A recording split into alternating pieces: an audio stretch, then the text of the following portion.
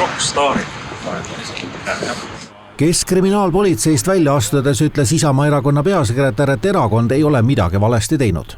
Saime tutvuda kahtlustusega, saame teile öelda, et Isamaa erakond sellist kuritegu, milles meid kahtlustatakse, toime pannud ei ole. Isamaa teadmine on see, et mingisuguseid keelatud annetusi pole kunagi erakond vastu võtnud ja peale seda, kui sai läbi loetud see kahtlustus, milles siis väidetavalt konkreetne keelatud annetus ei, siis selle pinnalt saab täiesti veendunult väita, et midagi sellist pole olnud. Et antud juhul jah, neid keelatud annetuse andjaid justkui väidetavalt on mitu ja kahtlustuse kohaselt nad justkui tegutsesid samaaegselt ka nagu koos ühesõnaga, et nii et ega ongi mõnes mõttes raske sellest kahtlustust aru saada, et kes see annetuse andja siis politsei teooria järgi praegu on. Prokuratuuri teatel on keelatud annetusi kokku umbes 330 000 euro ulatuses. Neist 220 000 osas ei ole kirjas Isamaale esitatud kahtlustuses ja selle asjaolud on veel teadmata.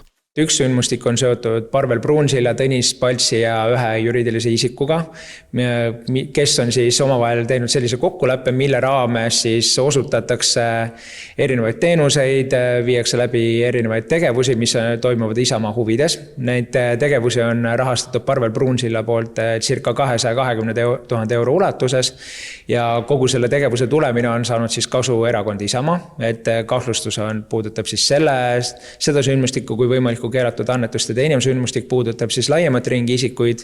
See laiev ring ongi kahtlustus, mille täna sai Isamaa. Erakonda kahtlustatakse 110 000 euro väärtuses reklaami- ja analüüsiteenuste saamises MTÜ-lt Isamaalised, mida juhtis Tõnis Palts ja mida rahastasid Parvel Pruunsild, Mart Maasik ja Kaspar Kokk. Nemad 4 ja veel Juhani Jääger ja Andres Tuua erakonna poolt on ka kahtlustatavad. Kahtlustuses väidetakse, et Isamaalised osutas erakonnale reklaamiteenust ja analüüsiteenust. Milles need teenused konkreetselt seisnesid, see kahtlustusest ei selgu. Ja kõige segasem osa selles kahtlustuses on see vastuvõtmise küsimus. Ei ole võimalik aru saada, kuidas erakond tegelikult need väidetavalt teenused vastu võttis, sellepärast, et kahtlustuses on selle selgelt kirjas, et teenuste osutajad ja erakonna nimel nende teenuste vastuvõtjad on ühed ja samad inimesed. Prokuratuuri teatel ei peagi kahtlustusest kõik selgeks saama sellele, keda kahtlustatakse. Kui advokaadid näevad ühel hetkel seda tõendi kogumik, kui meil on põhjust seda neile esitada sellisel hetkel, kui me ka ise oleme lõpuks veendunud, et tegemist on kuritööga, siis advokaadid mõistavad meie mõttekäiku ja meie esitatud kahtlustusi detailsemalt, et loomulikult ma saan aru, et lihtsalt kahtlustusega tuttumine ei pruugi anda ka juriidiliste teadmistega inimesele kindlust ja arusaam selle osas, et see sündmustik vastab konkreetse teotunnustele.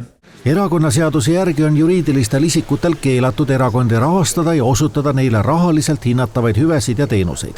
Selles osas on tegu SALK-liberaalne kodanikuühenduse kohtuasja analoogiga, kes väidetavalt olevat osutanud teenuseid Reformierakonnale, Sotsiaaldemokraatidele, Eesti 200 ja Keskerakonnale.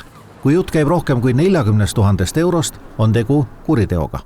Isamaa puudutava menetluse raames me räägime sellest, et Isamaa on saanud annetusi, mille summa on ulatunud vähemalt 40 000 euroni, siis ühendus SALK puudutava osas on meile teada olev teave see, et igal erakonnal eraldi seisvat teenust on hinnatud alla 40 000 euro, nii et juba eos ei ole prokuratuuril olnud põhjust kaaluda siis mingi kriminaalmenetluse alustamist ja seetõttu ei ole prokuratuuril ka ühegi menetluse raames olnud võimalik tutvuda siis selle teabega, mis tegelikult ühenduse SALK tegevust puudutab. Eestis ei ole olukorda, kus meil on olukord, kus tegelikult inimesed, kes heaukselt täituvad, avastavad, et nad on mingisuguse kriminaalõigusliku eksperimendi ja selektiivse õigusliku eksperimendi nii-öelda katselaborisse sattunud. Isamaa ei nõustu selles eksperimendis osalemisega. Me oleme nõudlikud, heatahtlikud ja informeerime täielikult Eesti avalikust. Prokuratuuri kinnitusel ei ole kahtlustatavad Urmas Reinsalu, Riina Solman, Priit Sibul ega Helir-Valdor Seeder ehk erakonna tollased juhid ja peasekretärid ei ole kahtluse all. Kahtlustus ei räägi ka Ühiskonnauuringute Instituudist, kinnitas prokuratuur. Kahtlustus on advokaadi meeldetuletuse järgi politsei hüpotees, mida nüüd politsei ja prokuratuur peavad edasi kontrollima. Seda hüpoteesi nüüd loodetavasti siis Keskkriminaalpolitsei ja nende juhina tegutsev riigiprokuratuuri prokurör nii-öelda siis kontrollivad, ja saame näha siis, kas nad jõuavad sellisele järeldusele, et hüpotees muutub teooriaks, ehk siis esitatakse süüdistus, või leitakse, et hüpotees oli, aga kahjuks selle kohta tõendeid piisavalt ei ole, siis menetlus lõpetatakse ära, nii et elame-näeme.